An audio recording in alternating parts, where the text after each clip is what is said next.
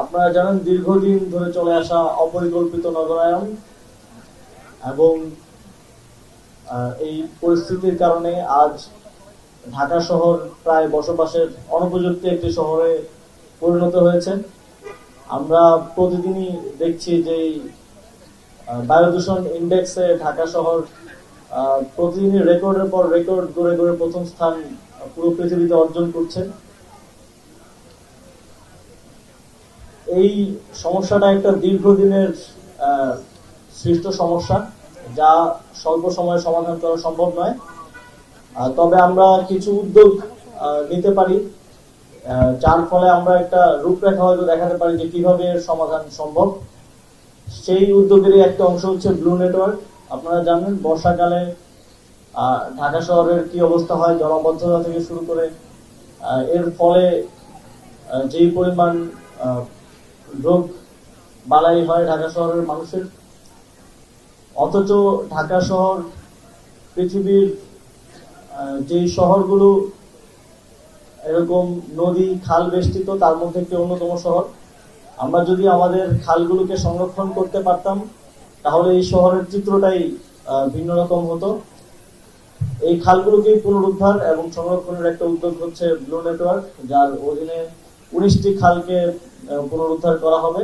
তার মধ্যে 6টির কার্যক্রমের আজকের উদ্বোধন অনুষ্ঠান। আমরা যদি ঢাকা শহরকে একটা মানবদেহের সাথে তুলনা করি তাহলে খালগুলো হচ্ছে এর রক্ত প্রবাহের শিরা উপশিরার মতো, যেগুলোকে আমরা অবহেলা করে এসেছি দীর্ঘদিন ধরে, এবং যেগুলো বদ্ধ হয়ে থাকার কারণে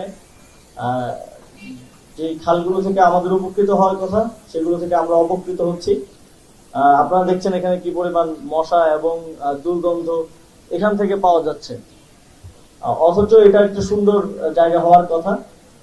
ব্লু নেটওয়ার্কের প্ল্যানটা এই খালকে কেন্দ্র করে একটা সুন্দর ইকোসিস্টেম গড়ে তোলার, যাতে মানুষ এই খাল দেখে দূরে সরে না যায়, বরং এই খালেই আসলে একটা সৌন্দর্য এবং পরিবেশগত উৎকর্ষ খুঁজে পায় এবং এর আশেপাশে একটা পার্কের মতো একটা পরিবেশ তৈরি করা যায়।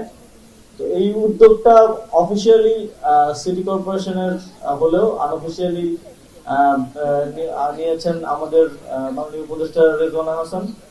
উনি এটা নিয়ে দীর্ঘদিন ধরে কাজ করেছেন। আমরা আশেপাশ থেকে সহযোগিতা করার চেষ্টা করেছি, সেজন্য তাকে বিশেষভাবে ধন্যবাদ। এছাড়াও আমাদের মাননীয় গণপূর্ত উপদেষ্টা আছেন, তিনিও সহযোগিতা করেছেন, তাকেও ধন্যবাদ। আসলে এই সমস্যাগুলো সিটি কর্পোরেশন কিংবা পানি উন্নয়ন বোর্ড একা একা সমাধান করা খুব টাফ। ইতিপূর্বে আমরা দেখেছি এটা যদি অন্য কোনো সরকারের সময়ে নেওয়া উদ্যোগ হতো তাহলে হয়তো সিটি কর্পোরেশন থেকে পানি উন্নয়ন বোর্ড থেকে রাজুক চিঠি চালাচালি করতে করতেই 2-3 বছর চলে যেত।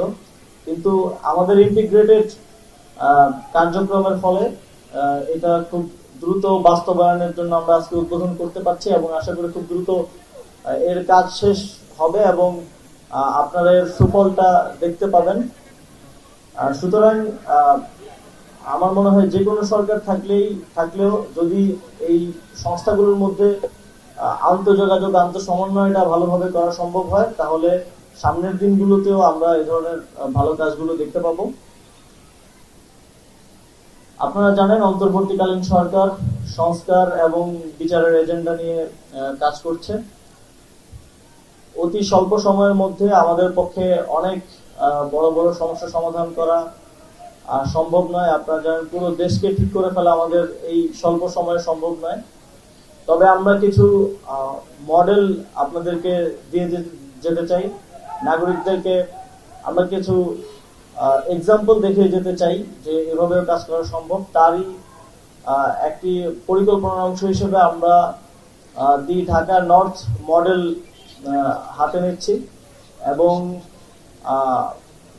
আমরা দ্রুতই ঢাকা জেলা উত্তরে একজন পূর্ণ প্রশাসক নিয়োগ দেওয়ার মাধ্যমে সেই ঢাকা নর্থ মডেলে কাজ করে যাব এবং বাংলাদেশে নগর গুলোকে কিভাবে আমরা বসবাসের উপযুক্ত করে গড়ে তুলতে পারি তার একটি দৃষ্টান্ত হবে ঢাকা নর্থ সিটি কর্পোরেশন এবং সেই উদ্দেশ্যে আমরা ইতিমধ্যেই কাজ শুরু করেছি।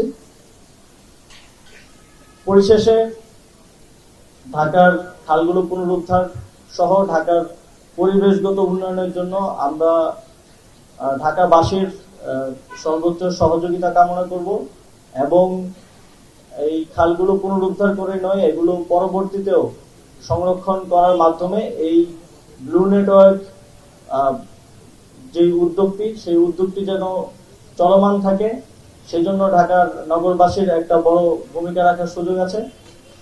আপনারাও আপনাদের যে নাগরিক দায়িত্ব সেটা পালন করার মাধ্যমে এই উদ্যোগের দীর্ঘমেয়াদী সফলতা নিশ্চিত করবেন, সেই প্রত্যাশা রেখে আমার বক্তব্য শেষ করছি।